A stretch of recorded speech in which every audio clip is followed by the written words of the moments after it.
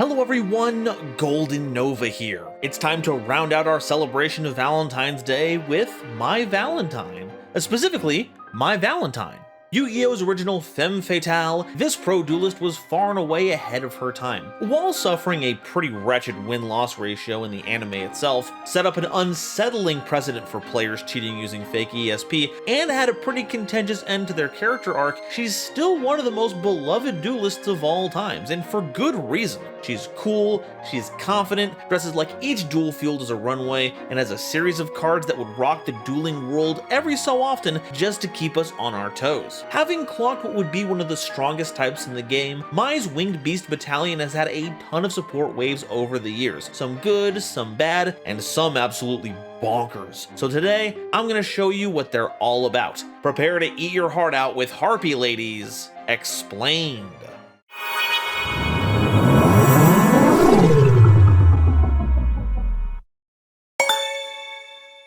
Today's episode is possible thanks to viewers like you, as well as my patrons. If you like what I do here, I would super appreciate it if you'd subscribe to help us reach another wonderful milestone video, and if you want to support me directly while getting some awesome benefits, check out the link to my Patreon in the description below. So what's the deal with Harpie Ladies? Well, they're a series of winged beast monsters, and it's gone through a lot of revisions over the years. Some sections focus on swarming the field, others try to enhance the power of their pet dragon, while others seek to emphasize the usage of the Harpie Lady sisters. Now, because of how the mechanics of the archetypes tend to overlap, we can't really section those into different play styles from each other, so we'll be going over them in full in sequence, but not until we talk about one of the most divisive things about the theme, the name Harpie Lady. See, it all started with this little normal monster right here, Harpie Lady, a level 4 normal monster with 1300 attack and 1400 defense. This human-shaped animal with wings is beautiful to watch, but is deadly in battle.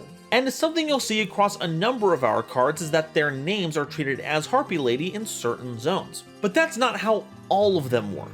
Some are a lot more extreme and come with the strange, the outlandish, the ever so confusing parenthetical text. We've seen this before on cards like Summoned Skull. More modern printings of it have parenthetical text that reads it is always treated as an Archfiend card, because its original OCG name is supposed to have it in there. But even then, that doesn't replace the name. It's only letting you know that Summoned Skull is an Archfiend card, so that any cards that refer to them work on Summoned Skull. What we have here is more severe. Certain cards have text that reads that this card is always treated as Harpie Lady, not a Harpie Lady monster, capital H Harpie, capital L Lady. And this causes some problems because when it says always, it means always. It can't be negated by any card or effect, and is even treated as such outside the bounds of the game. This means that if your deck includes a copy of the original Harpie Lady, a copy of Cyber Harpie Lady, and a copy of Harpie Ladies number 1, 2, and 3, the last 4 of which all have that parenthetical text, despite only having a single copy of 5 cards that are not on the Forbidden and Limited list in any way, your deck would be illegal because you are playing 5 copies of Harpie Lady. This makes it akin to another series of cards we've talked about on the channel, Umi, which has a similarly wrought history with names. Thankfully, this is now more of an edge case with the potential to cause some frustration rather than an actual issue with the game itself. A new player might run headfirst into this and have a bad time, but it is a well-known enough phenomenon that if said player knows anyone versed in the game, they'll be able to hand down the information about this strange interaction. And I'm trying to do my part with this section here. Besides, most playable Harpie Ladies fix this issue by moving their name changing over to an actual effect, and only being treated as Harpie Ladies specifically in certain public information zones, instead of overreaching beyond the bounds of the game itself. I mean, like, they have the wings to rise to new heights, but it took them a while for them to question if they ever actually should be doing stuff like that. Okay, that does it for the PSA section. Now it's time for the monsters. But real quick, a few related normal monsters just to make sure we have everything in order. Harpie Girl is a level 2 monster with 500 attack and defense, and is a Harpie chick who aspires to flit about beautifully and gorgeously, but attack sharply. It adds a strange level 2 body to the mix, but since we lean more on the level 4 synergies, this doesn't see any play. Phantom Griffin is a level 4 monster with 2000 attack and 0 defense, and is a legendary monster that dwells secretly in the mountains, fighting with the Harpies over hunting grounds. A single wing beat is said to cause the fiercest of storms. This has a pretty big body and is the payoff to a couple other cards in the game. A Griffin Wing, which basically reflects Harpie's Feather Duster back at your opponent, and Griffin's Feather Duster, which destroys all of your own spell and trap cards instead of your opponent's, but you get life points in exchange for each one destroyed. But it's not name stamped, and while it is a level 4 Wind-Winged Beast monster, I'd rather just play the original Harpie Lady, which decks running the Primite package actually do right now because it gives them access to Harpie's Featherstorm. That's really goofy, but in like a good way.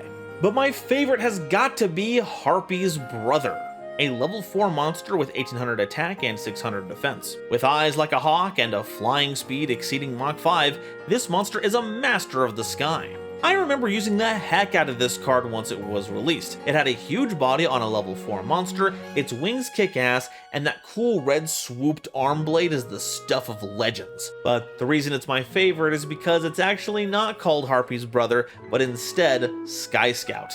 Naming cards things they weren't supposed to be is kind of a trend of early cards in the game. Frog the Jam has a large history with that, so this is just another in a long line of short-sighted naming decisions. Though this does mean I would love to see some legacy support canonizing this in a later set. Konami devs, you have the chance to do one of the funniest things next set. Alright, now it's time to move on to the effect monsters, which means Surprise Birdface! It's a level 4 monster with 1600 attack and defense, and when destroyed by battle and sent to the grave, you can add a Harpie Lady from your deck to your hand. This one names these specific monsters, so it's not an archetype searcher, it just gets you the one very specific card. The 5 very specific cards, but who's counting? Certainly not me. I mean, even back in the day, this wasn't much more than a nifty blocker, but now it's a floater that only triggers from battle destruction, and it doesn't even summon the monster you're grabbing. As far as raw deals go, this is about as uncooked as it gets. They didn't even give it a proper name. Birdface is a name you use to bully someone, for crying out loud. There is nobody out here that's got Birdface's back, which is pretty sad. Cyber Harpie Lady is a level 4 monster with 1800 attack and 1300 defense, whose name is always treated as Harpie Lady. Despite having nothing else in the text box, this still is treated as an effect monster, even though it doesn't have a real effect. It's a weird quirk of how this kind of stuff is classified. It doesn't help that Summon Skull has that text and it's a normal monster, but that's because Summon Skull is correcting for a mistake in its name. It's not really supposed to have that parenthetical text. They could fix that by printing a new name for Summon Skull, like how they did with Sky Scout, but Summon Skull is far too iconic now for that to happen. Meanwhile, Cyber Harpie Lady is as true to form as it gets. This is working as intended. It's basically supposed to be a version of Harpie Lady after being equipped with its iconic equip spell, but now mashed all together, even though the way it's meant to be working as intended is lame.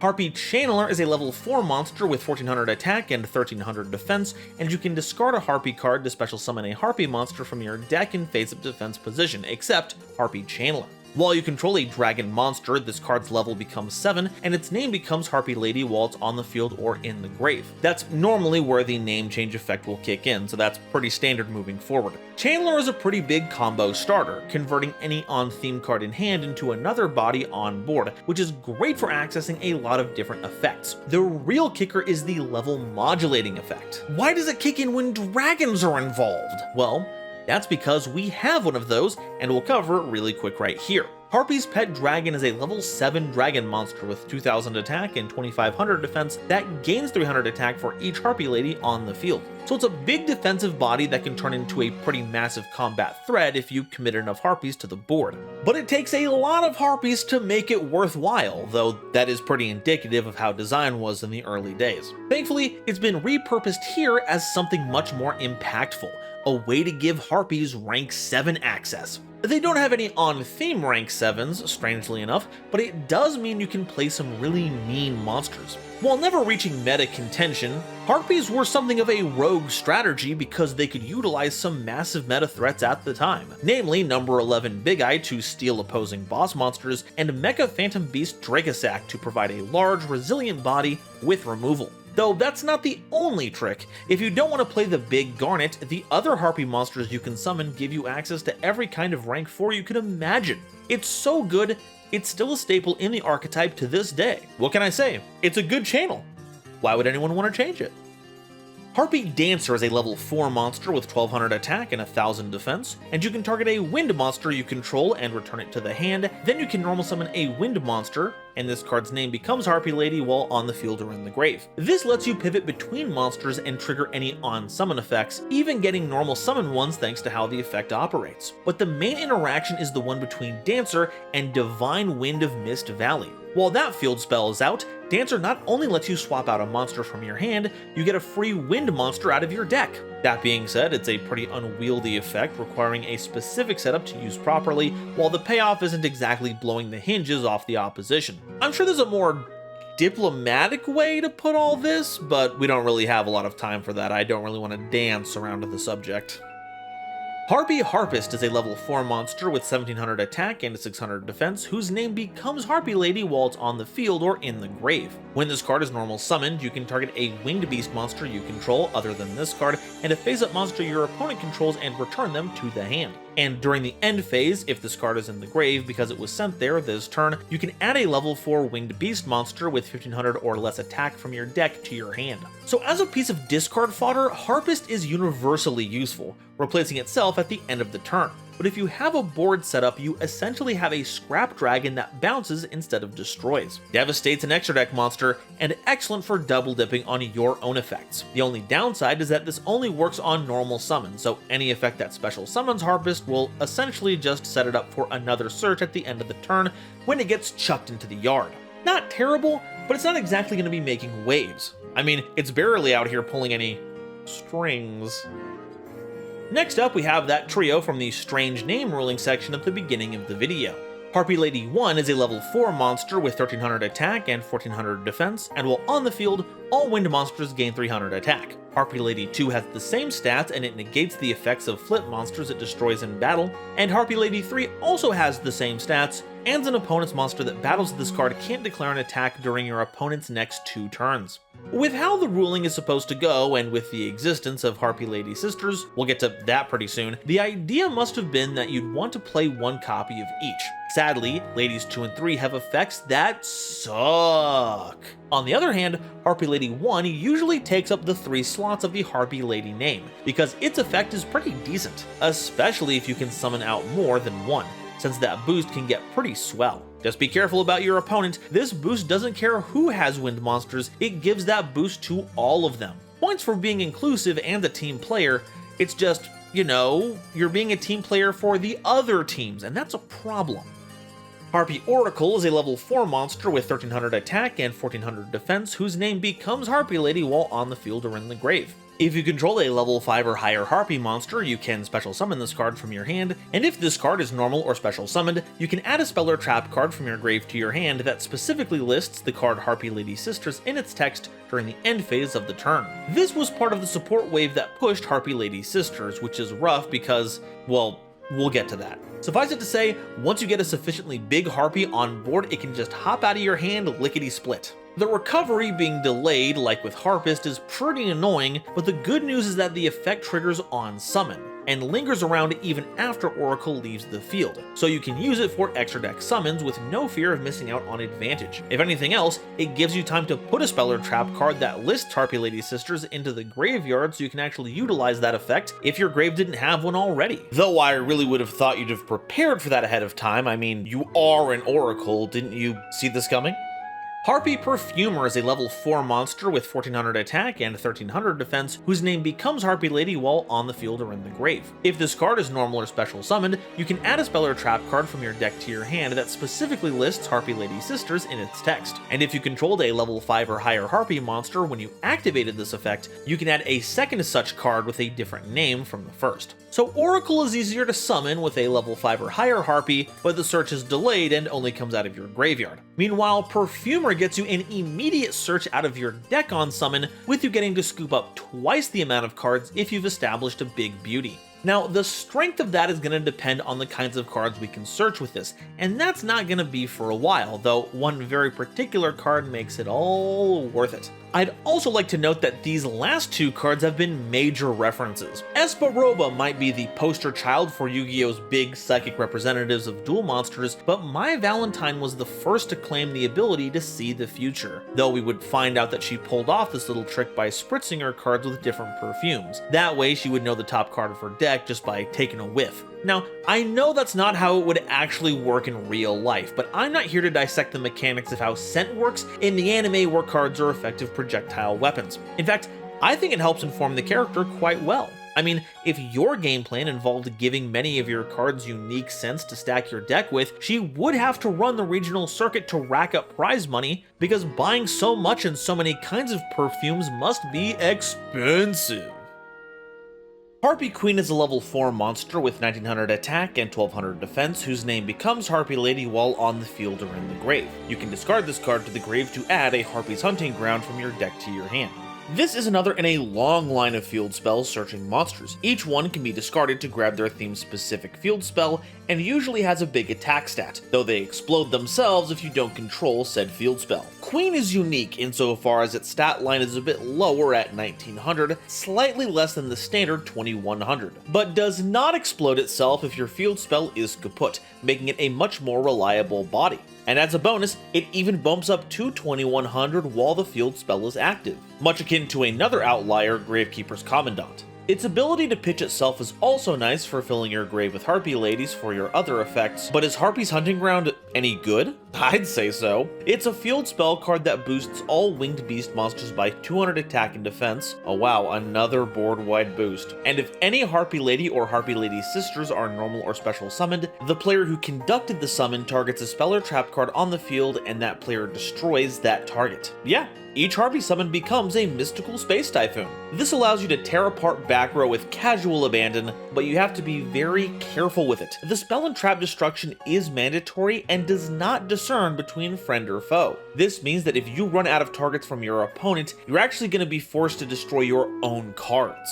It's a pretty important balancing act, but I'd certainly never give it up, not for anything in the world. The more opportunities I get to hunt down those filthy ojamas, the better. Harpie's Pet Baby Dragon is a level 4 dragon monster with 1200 attack and 600 defense that gains effects based on the number of Harpie monsters you control besides copies of this card. With 1 or more, your opponent can't target Harpie monsters for attacks except Pet Baby Dragons. With 2 or more, you double this card's attack and defense, and with 3 or more once per turn, you can target a card your opponent controls and destroy it. While not giving you access to rank 7s like their fully grown form, this gives us much more utility. Once you establish a healthy sized board, you have a decently large monster that draws the ire away from your more vulnerable targets and just picks apart a card every turn. That being said, even this isn't enough to really take this card seriously as an addition in modern versions of the theme. The extra deck has all the really heavy hitters here, so we should be prioritizing spamming material that gets you extra value for them, instead of sticking around and investing into a monster with subpar returns. But yeah, it's a baby. What were you expecting the baby to do? It's a baby. Toon Harpie Lady is a level 4 Toon monster with 1300 attack and 1400 defense that can't attack the turn it's summoned. If you control Toon World, you can special summon this card from your hand. Then, if you control another Toon monster, you can destroy a spell or trap card on the field. And while you control Toon World and your opponent controls no Toon monsters, this card can attack directly. Notably, this card does not become Harpie Lady in any zone. Way to break the streak here. This is part of the latest wave of Toon support, giving the theme a way to get monsters onto the board quickly, while also giving you some removal reminiscent of the Harpie theme. For our deck, this card doesn't do anything, so this is about as skippable as it gets. Kinda like Toons in general. I want to say otherwise, but despite this card trying to muscle in on the panty and stocking aesthetic, Live Twins just do it better. Sorry. Harpie Ladies Sisters is a level 6 monster with 1950 attack and 2100 defense that cannot be normal summoned or set, and must first be special summoned with Elegant Egotist. And here they are, the sisters in their original glory, though that's really overselling it. We once again have an effect monster whose only effects are summon restrictions. This is what makes the sister-specific support so bittersweet. It's cool to focus on one of the original iconic cards of the game's history, but having to bend over backwards to do so limits how good the cards can be. And they don't even do anything to help advance the board state themselves, nor are their stats worth utilizing. This could all be worth it though if Elegant Egotist does anything worthwhile, but looking at it, it's an even bigger argument not to run them. Elegant Egotist is a normal spell card that can be activated if Harpie Lady is on the field to special summon either a Harpie Lady or Harpie Lady sisters from your hand or deck. Thankfully, since most Harpie Lady monsters take on the name while on the field, activating this card is pretty easy. The summon targets are a bit of a different story, since we're limited to only the sisters and any of the ladies that are always treated as Harpie Ladies, because most of them only take on the name while on the field or in the graveyard, not the deck. But Harpie Lady 1 isn't such a bad option. Alternatively, there's sisters, but all it does is enable the specific support for it. And even then, you can just play a bigger leveled Harpie to accomplish that. And while those cards are fine, they aren't spectacular, so it's almost always better to just go with Lady 1 and push the rank 4 game plan. If anything in this game could use a retrain, honestly, it's the sisters. So it's odd we haven't seen anything like that, especially in light of the next card we're going to be talking about. Here's hoping the designers want to splash around in the Harpie pool again soon so we can see some justice for this card, as well as some kind of alt art. Not for nothing, but this isn't really giving the kind of sharp but seductive energy the Harpies are supposed to have. It instead looks like what happens if you left Harpie Ladies 1, 2, and 3 in the microwave for too long.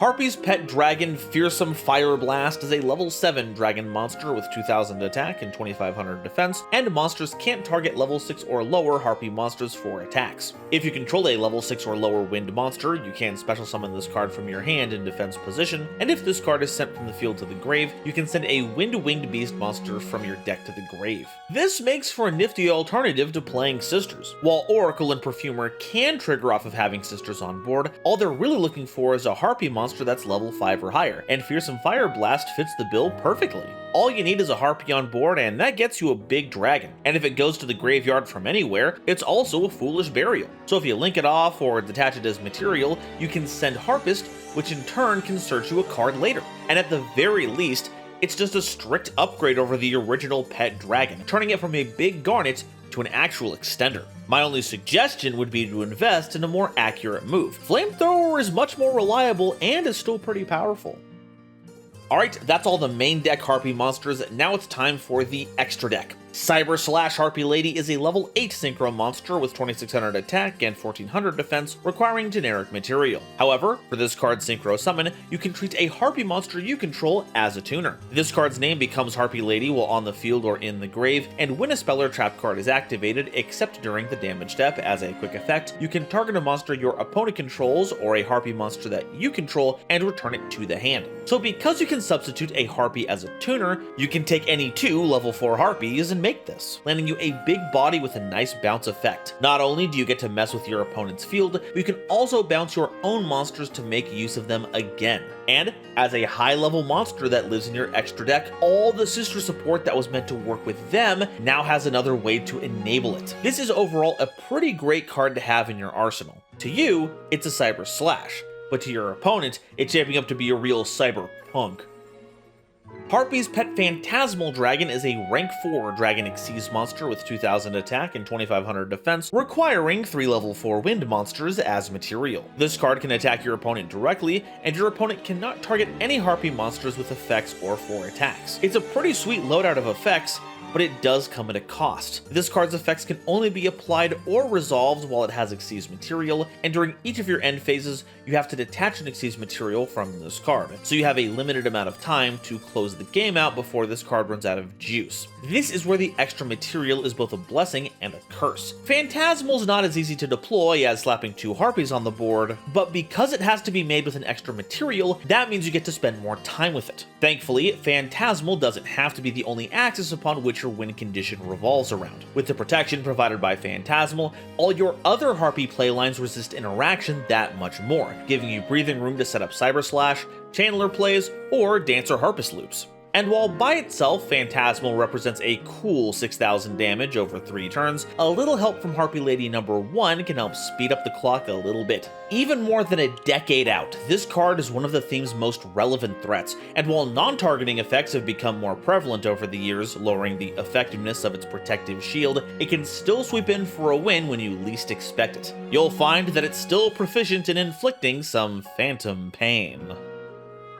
Harpie Conductor is a Link 2 monster with 1900 attack, requiring 2 wind monsters as material. This card's name becomes Harpie Lady while on the field or in the grave, and if any number of Harpie monsters you control would be destroyed by a battle or card effect, you can destroy one spell or trap card you control instead. And if another face-up Harpie monster you control returns to the hand except during the damage step, you can target one special summon monster your opponent controls and return it to the hand. Hey, that's pretty nifty. It basically allows you to use Dancer as removal whether or not you have Harpist in rotation. In fact, Harpist makes for some of the best material to summon Conductor with because of its end of turn search effect. The destruction replacement is also very nifty, because while Harpie's Hunting Ground does have some drawbacks, later support leaned into the fact that you can destroy your own spell and trap cards with it by rewarding you for doing so. Conductor is a spiffy little Link monster that's nice to have for the extra option, though isn't as useful as it used to be back when Master Rule 4 was all the rage. Though I think I'm going to avoid it as best I can. It honestly just confuses me. I don't see a single baton or instrument in the photo, so unless there's some secret lightning bolt passing an electrical charge from one end to another, or is just really good at transferring heat from one material to another, this Harpie ain't conducting nothing. Alright, that does it for the monsters. Now it's time for the spells and traps, and we're covering one of the most famous cards of all times right off the bat. Harpie's Feather Duster is a normal spell card that destroys all spell and trap cards your opponent controls. That's right, we've got the Raigeki of the back row here, so you can imagine it's pretty useful. A get out of worrying about your opponent's trap cards free ticket goes a long way to help ensure your plays go off without a hitch, and was so powerful and so effortlessly splashable that for a majority of the game's history, this card has been banned. Which is why everyone was pretty shocked to see it come back to Limited on the September 2020 Forbidden and Limited list. Ever since, Feather Duster has been a staple you have to wrestle with during deck building all the time, and something you always have to watch out for on the dueling field, lest all your carefully set plans get brushed away. Harpie's Feather Rest is a normal spell card that targets 3 Harpie Lady and or Harpie Lady sisters in your grave and shuffles them into the deck. Then you draw a card. But if you controlled a level 5 or higher Harpie when you activated Feather Rest, draw 2 cards instead. But for the rest of this turn after this card resolves, you can't special summon monsters except wind monsters. So hey, we've got a card that emulates a famous card to go along with our actual famous one. Feather Rest is our archetypal draw 2 that recycles all of our Harpies, though if you want to get the whole experience, you have to commit a high-leveled Harpie to the field first, which feels like that should be the thing the spell is helping you to accomplish. Instead, it's more like the process of establishing a big Harpie helps to fill up your grave to enable the full power of Rest, and with the addition of Fearsome Fire Blast and Cyber Slash, this is easier to pull off than ever before, though it's still not exactly ideal. The big issue is the Wind Lock. Without it, you have access to any rank 4 or 7 Xyz monster under the sun, but if it's applied, your options are now extremely limited. Turns out, Wind is still far behind the 8 ball when it comes to generic options. Granted, Feather Rest only applies the restriction for the rest of the turn after it's activated, so you can still do all your normal stuff before locking yourself in. But if you needed those draws to get you back into the game, or heaven forbid there were extenders that now no longer work under this restriction, well, let's just hope you have a plan B. Despite its drawbacks, I still think it's a worthwhile inclusion, if only for the fact that you've gotta rest those talons. After a long day of slicing open Ojamas for sport, you've gotta cool off in your little forest pond with the girlies. Harpie Lady Phoenix Formation is a normal spell card that you can only activate if you control 3 or more Harpie Lady and or Harpie Lady sisters. It targets as many monsters your opponent controls as possible, but not more than how many Harpie Lady and Harpie Lady sisters you control, and destroys those targets. And if you do, inflict damage to your opponent equal to the highest original attack among those destroyed monsters, your choice if tied. But you can't special summon monsters from the main deck or extra deck, nor conduct your battle phase the turn you activate this card. So let's start off with the good here. It complements Harpie's Feather Duster pretty well. You're destroying at least 3 monsters here because of the minimum requirement, and it deals a healthy chunk of burn damage depending on what you destroy. But that's where the positives end and the negatives start encroaching on its territory. Not conducting your battle phase, I think, is a pretty fair trade-off for crushing your opponent's board and extracting all that sweet, delicious damage juice from it. I mean, that's what the battle phase is there for anyway. Even needing 3 or more Harpies isn't really that bad. We want to be swarming the field anyway. But not being able to summon from the main or extra deck is a huge problem, largely because it checks for the entire turn, not just after it's activated. So if you're starting from nothing, you'll have to exclusively source your Harpies from your hand, grave, or banishment if you want to play Phoenix Formation that same turn, which we are surprisingly capable of, but not in a consistent enough manner where I feel comfortable running this. Maybe you're an adventurous soul and you want a funky board wipe to knock the competition off its center. And there are worse tech picks. I mean, at the very least, Phoenix Formation is searchable. But I feel like what was Mai's last big contribution to the theme should have been given a lot more juice. Maybe we can get a Griffin Formation at some point. Or heck, a Dragon Formation would be pretty sick. Pet Dragon has been lugged around for all these escapades this whole time. They should get some credit. Triangle Ecstasy Spark is a normal spell card that, until the end of the turn, the attack of all Harpie Lady Sisters currently on the field becomes 2700, your opponent can't activate any trap cards, and also negate all of your opponent's trap effects on the field. Here's another signature effect spell, and this one sadly does not break the top 10. Temporarily turning a 1950 attack monster that has a summon condition into a 2700 one temporarily isn't really a big draw. And if I wanted to shut off trap cards, I just run Jinzo. This card is slightly enhanced by the fact that the latest Harpie support has searchers for spell and trap cards that name Harpie Lady Sisters in their effect. So you can fetch this as needed, but because it only works with Harpie Lady Sisters, we should never need this. Once again, we have got to get that retrain treatment. Ecstasy is the furthest thing from what I'm feeling when resolving this card. Cyber Shield is an equipped spell card that can only be equipped to Harpie Lady or Harpie Lady Sisters, and it gains 500 attack when equipped. There it is, the theme's signature equipped spell card, which is slightly better than the other equips found around that era because of how exclusive its clientele was. That's also why Cyber Harpie Lady has 1800 attack, and if you were to equip Cyber Shield to Cyber Harpie Lady, then that would be a lot of very shaped breastplates. But yeah, this card is just unmitigated dog water besides that. It does nothing for you aside from a paltry attack boost, so if you're not going to use this to make a retrain called Cyber Harpie Lady Sisters, then put that away. You'll poke someone's eye out with those things.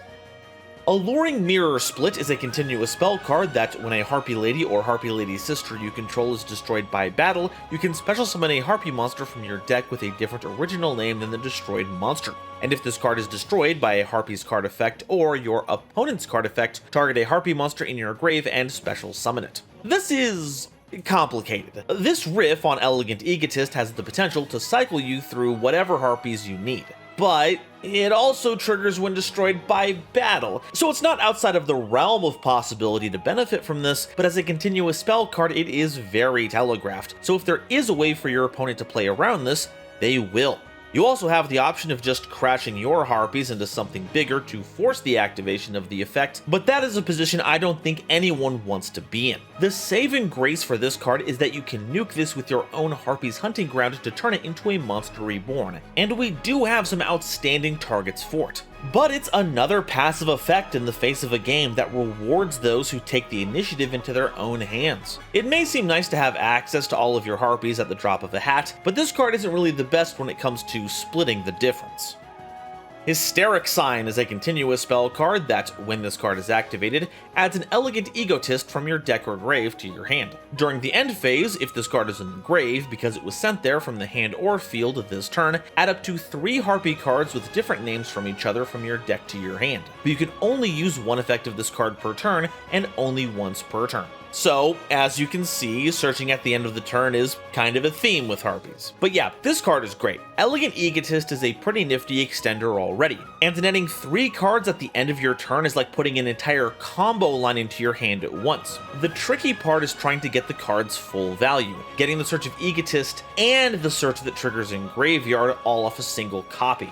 Since the effects are mutually exclusive, you're gonna have to be careful with it. Basically, if you activate Sign on your turn to get Elegant Egotist, then on a following turn if it's destroyed and sent to the graveyard, you'll also get the Search 3. The best way to do this is by triggering Harpie's Hunting Ground on the opponent's turn after you activated Elegant Egotist, using some kind of quick effect to summon a Harpie. Then you'll have a big chunk of cards on your next turn to work with. The other tricky thing is that your opponent can take it all away from you with a little bit of know-how. If you go to activate Hysteric Sign and your opponent destroys Hysteric Sign in response, it'll no longer be on the field to resolve the Elegant Egotist searching effect, causing it to fizzle.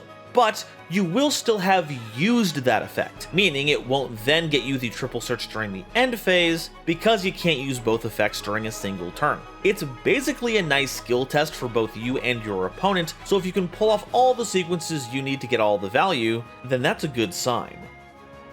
Harpie Lady Elegance is a normal trap card that has you shuffling a Harpie Lady Sisters from your monster zone into the deck. Then you can special summon 3 Harpie monsters with different original names, 1 each from your hand, deck, and graveyard, but for the rest of the turn after this card resolves, you can't special summon monsters except wind monsters. And if this card is destroyed by a Harpie's card effect or your opponent's card effect, add a Harpie monster from your deck to your hand. So, like with Alluring Mirror Split, you can get some value out of it by popping it with your own effects, which is going to be a lot more relevant than if it was actually activated, because unlike the other cards that can pretend to be sisters by virtue of their level, this card specifically works with it, and there's no way around that. Now, if the payoff was good, we'd be singing a different tune here, but let's do the math here. You're trading in 1 trap card and 1 monster to put 3 monsters on board. That sounds like a +1, but because one of the cards has to come from your hand, it's actually advantage neutral. And because you have to spend advantage to get Harpie Lady Sisters onto the board,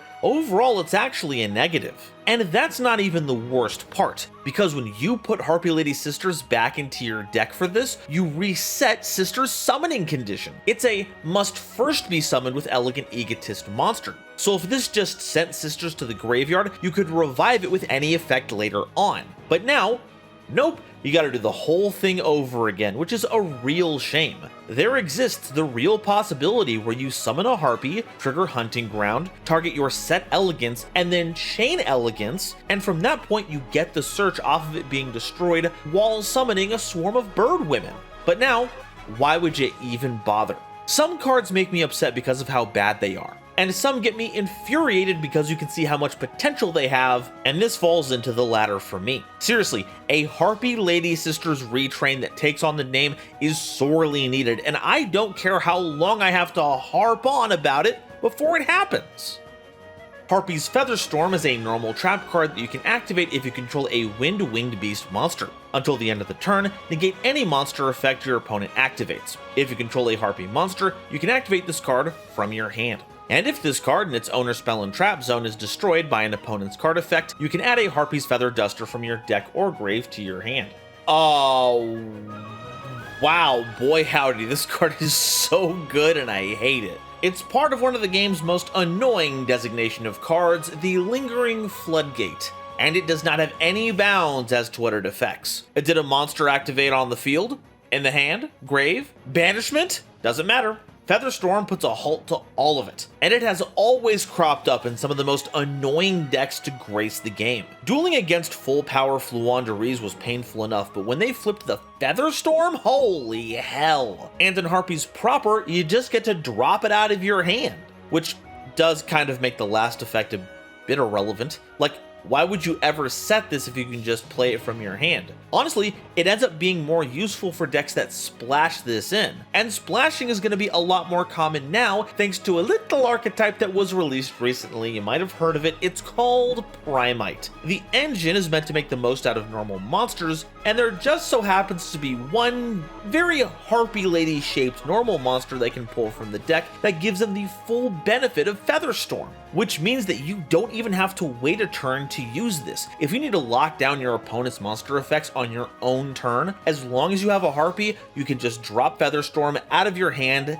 and you're good to go. Then from that point, you don't even need to keep the Harpie Lady around. Use its body for an Xyz summon, a Link summon, whatever you fancy. Honestly, this, along with a number of other garbage lingering floodgate cards in the game, can't be banned soon enough, and the fact that it can also randomly search out one of the game's best back row removal tools is just salt icing rubbed on the wound cake. Yeah, that scans.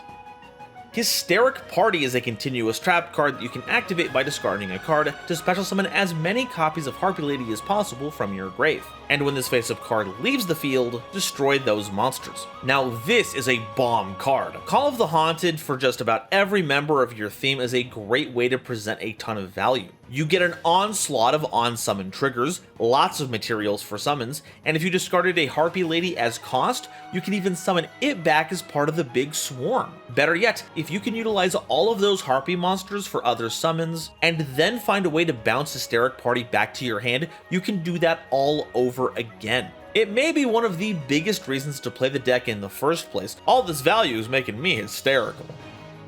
Alright, that's all the Harpie cards, but what do we do with them? Well, their individual power levels are pretty low. You won't be bowling over too many opponents with your base monsters, but that's not really a detriment. Plenty of themes have weak monsters, but we can convert those into deadly extra deck threats, so we want to find ways to get level 4 wind and winged beast monsters onto the board, and to find outlets to turn them into game-winning maneuvers, especially if they're wind attribute, so we can play them under cards like Feather Rest. So what can we play to help them out? Let's check out the Winged Beast angle first. While only the beast part applies to this monster, Alpha the Master of Beasts works with the whole Tri-type family, giving you a fierce body with some nasty removal. And you do so by bouncing monsters back to your hand, which can then in turn trigger more Harpie effects. Likewise, Behemoth, King of 100 Battles, gives you a big body that resists special summon monster effects while giving you a way to recycle your Harpies. Similarly, off the beaten path of our typing, Dragoonity Armagram is kind of like a dragon ruler that feeds on winged beasts, which gives you a strong body and potentially some great negates. We can also access the Dragoonity Link monster Romulus, though it's best utilized if you're actually playing Dragoonities. But the function to summon winged beasts from hand is still pretty nice.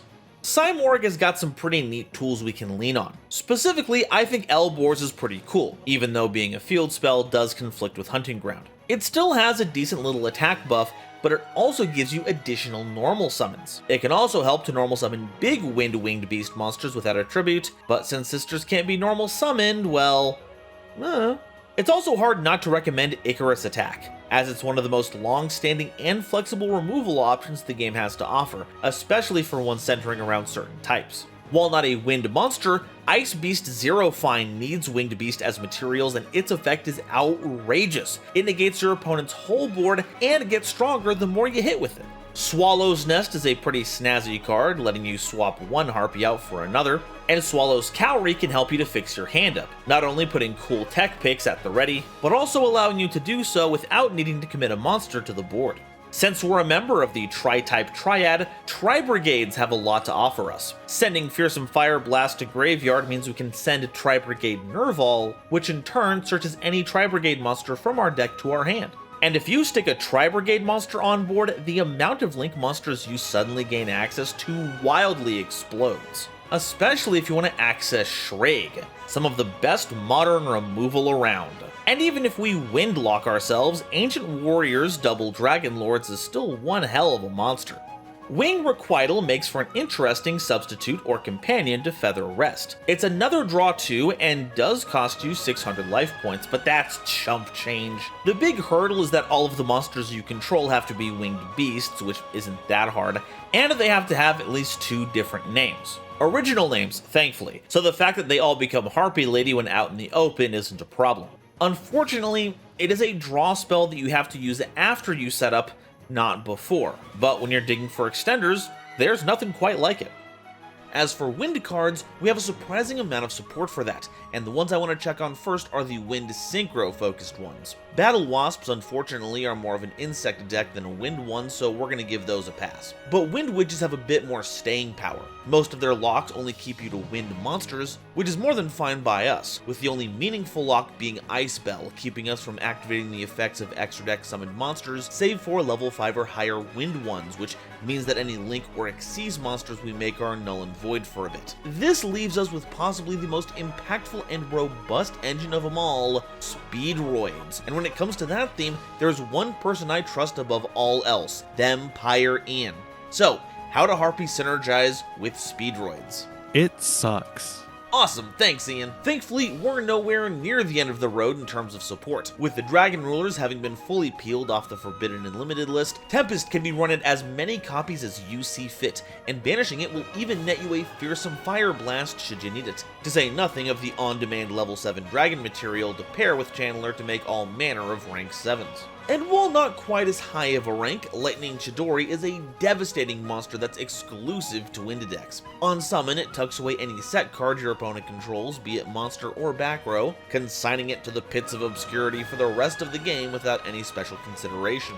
It also does a lovely job of putting your opponent's face-up cards on top of their deck, which is not only removal, but also locks up their draw, which can be really devastating if the card itself is a brick. When the Wind Channeler is a nifty piece of hand fixing, while it does resolve as a -1, it can grab at any Harpie Lady. All of their defenses cap out at 1400. No luck when it comes to grabbing the dragons, sadly, and it does wind lock your monster effect, so be careful how you use it. Summonstorm is a great way to turbo Harpies out of your hand if you don't have any other outlets for them and you need to fill up your board fast, and even helps to do so on a follow-up turn using its Grave effect. While we only get 3 turns with Pet Phantasmal Dragon, that's only if we don't mess with the number of Xyz material underneath it. Now sadly, we're not able to use a card like Xyz Override to replace the detach because we lose the material as an effect, it is not a cost. But what if we gave it back some Xyz material? Xyz Regen is pretty vanilla though, so let's try playing Moon Dance Ritual. Spring this on your opponent as a kind of haphazard skill drain after Phantasmal has lost all of its material, then you get to tuck it underneath that monster at the end of the turn.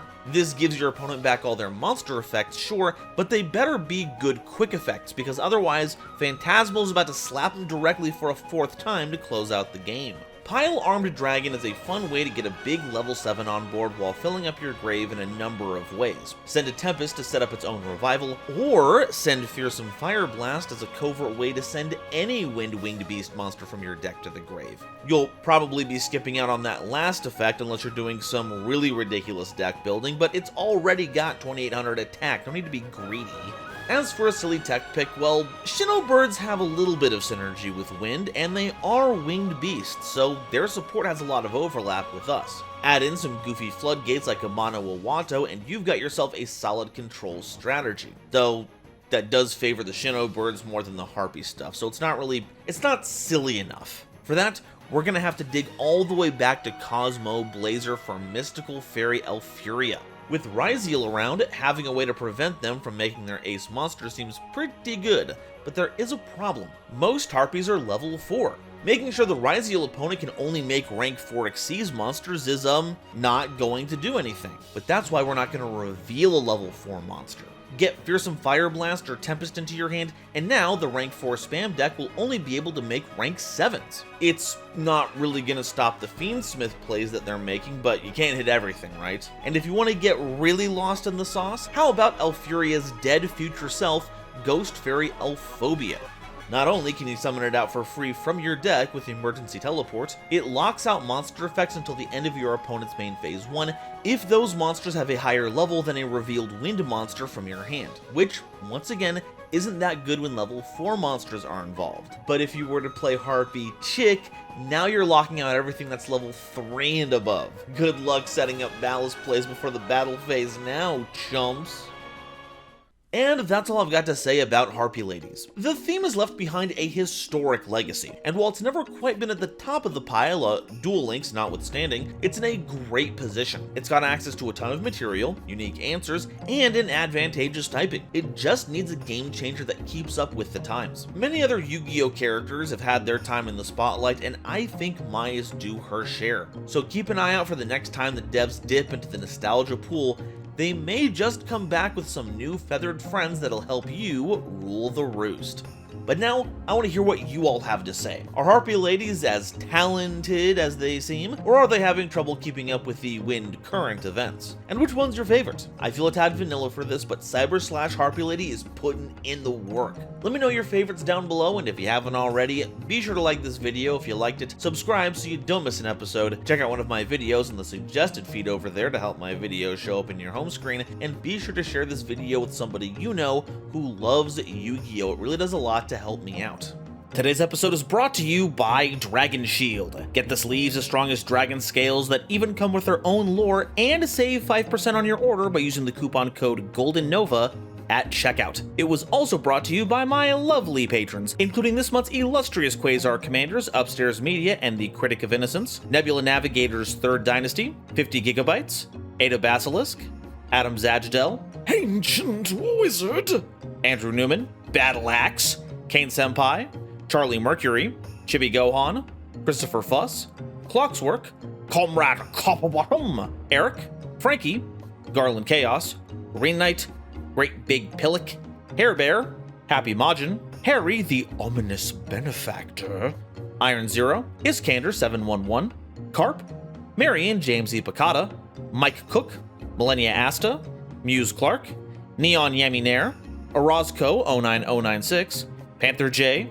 Bactboos, Rebel King Lucifer, Red Eyes Jackalow, RJ the Jank Monarch, Sonic 21 Blast, Thievery Coast and the Wizard Moose, Cosmic Crusaders Ally Vatnia, Animasta, Anthrak, Baron von Titty Sprinkles, Beelzebub, Fish, Beluga Masta, Blitzwolf, Charlie Mercury, again, Chaz Ghost, Dr. Entity RIP, Eva Padilla, Gary Lickbread, Hike Boyagian, Herbal D, Inblink, Kale the Dragon, Lobomaru 02, Manga Pages, Natiel Lee Alexander, Nitromo, Not Al Gore, Nyx, Obsidian, Pombo, Rain, Rhyme Kairos, Shizuka Nijimura, Sir Knight JCB, Sophie, apparently, Sphilia, Stephen Williamson, The Legendary Raven, The Phantom Knights of Shitted Pants, The Gene, Tiger X2476, Weasel King of Weaseltown and Sal Jareka, as well as all the lovely Starlight Explorers you see on screen now. If you'd like to help me in my journey to cover all of Yu-Gi-Oh's archetypes, get my videos early, be a part of these credits and other awesome perks, it would mean the world to me if you check out the link to my Patreon in the description or consider joining as a YouTube member.